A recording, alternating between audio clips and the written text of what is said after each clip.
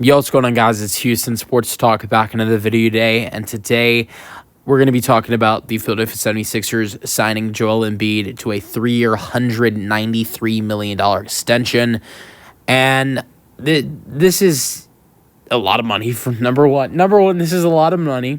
Number two, he's a great player. He had a very solid Olympics this year, playing with Team US, obviously won gold medal, which might have very well played into this contract extension. And he had a great season last year. Joel Embiid was dominant last year. He probably was the most dominant player in the NBA last year. Here was the big problem, though. He only played 39 games.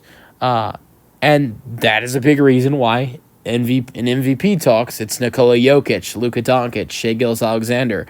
Now, I'm not saying that Luka or Jokic didn't have good seasons, or Shai for that matter. But honestly, if it wasn't for Joel Embiid's injury, he would have won MVP if you ask me. I think a lot of people could agree to that. Won MVP the year before that in the 22-23 season, averaged 33 points per game in the 22-23 season, winning the MVP award. In the 23-24 season, he played 39 games, 39 starts, 33 minutes per game. He shot 53% from the floor. He shot 38% from three, almost 39%, 38.8 from three. And a lot of people always say, "Oh, he does nothing besides shoot free throws, and he does nothing besides shoot free throws and score inside the basket." That's not true, because he has one of the best 3-point percentages in the NBA in centers. You got Karl-Anthony Towns, who I think is in that area, and you got Jokic as well. I don't know the exact percentages last year for Jokic and Karl-Anthony Towns, but I know they're both in that area.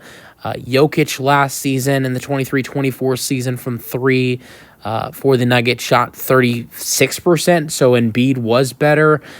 Karl-Anthony Towns, who is one of the best big man shooters in the NBA for the Minnesota Timberwolves last season, with the Timberwolves from three shot 42%. So Anthony Towns was the best 3-point shooter center in the NBA, and Embiid is right there.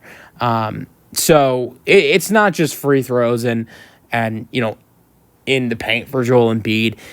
I mean, he was averaging almost 4 3-point attempts per game last year with the 76ers, 3.6. And shot nearly 39% from three. For a big man, that is excellent. Well, number one, for any player, 39% is great. For a center, that's amazing. Now, obviously, averaged 35 points per game. He averaged 11 rebounds per game. He averaged 6 assists per game for a center. He averaged 1.2 steals per game. Averaged 2 blocks per game. He was fantastic. Now, the only problem for Joel is he can't stay healthy. He played 39 games out of 82. He didn't even play half of the season. He missed a total of 43 games last season, and even would get banged up in the playoffs. He played every single game in the playoffs for Philadelphia. I'm not saying he didn't, but in the playoffs, his knee was messed up in the playoffs. He wasn't fully healthy, and it was very fragile. And he did great in the playoffs in the 6-game series against the New York Knicks. 33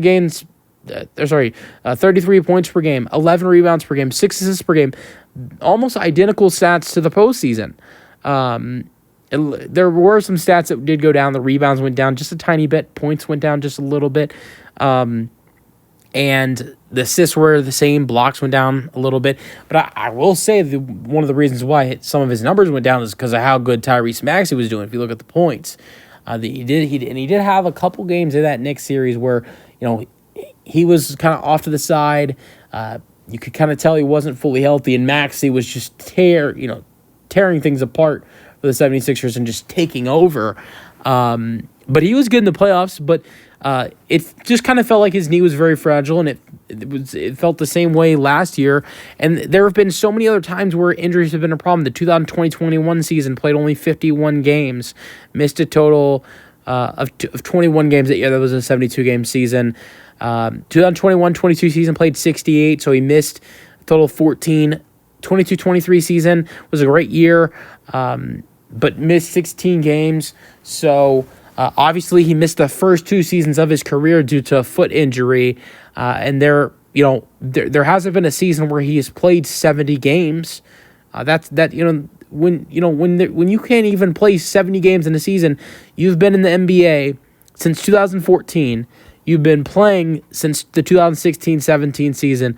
Joel has a total of 8 playing seasons, and there has not been one with 70 games played.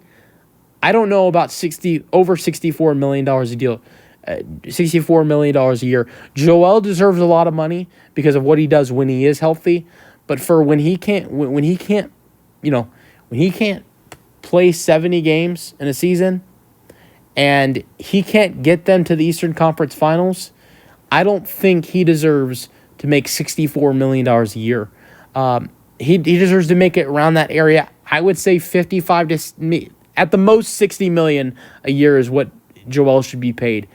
But I think more of 55, 57 million a year would have been more right for Joel Embiid, a guy who can't stay healthy and can't get to the Eastern Conference Finals. I hope now that they have Paul George and Tyrese Maxey continues to get better, that does change. But bringing in Paul George doesn't guarantee Joel's health. It might guarantee more playoff success, but it does not guarantee Joel Embiid's health. Let me know your thoughts on the 76ers signing Joel Embiid to a contract extension, 3-year, $193 million. That's the video. Hope you guys enjoyed it, and peace out.